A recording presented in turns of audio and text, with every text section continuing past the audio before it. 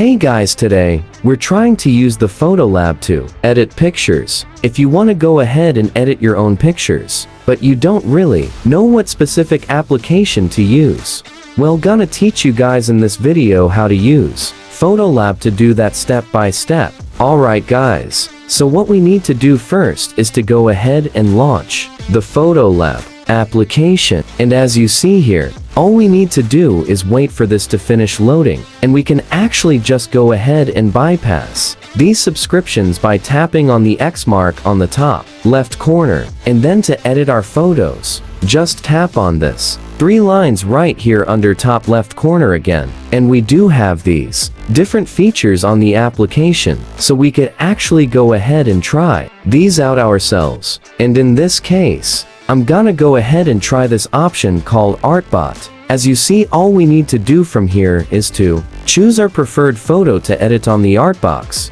And I'm gonna do that right now. Now in this case, I'm just gonna choose this photo that I've also edited on Photolab. I'm gonna tap on this next button right here and finish it, uploading it. So as you see here, we have already finished editing the photo. And of course a subscription option for us to subscribe is gonna show up. All we need to do again is to tap on the top left corner to bypass that, and we can actually go ahead now and view the other photos that the art bot has graded from our photo, and see if it is gonna well fit what we want to our receive. As you see, we do have a lot of different photos that the Artbot from Photolab has created for us. We can actually go and choose which one we like and download it directly on our device just by tapping on the download button right here. You could also tap on more to see more, and you could also do that with the 213 photos that the Artbot has generated for us. As we know, the Photolab's version of AI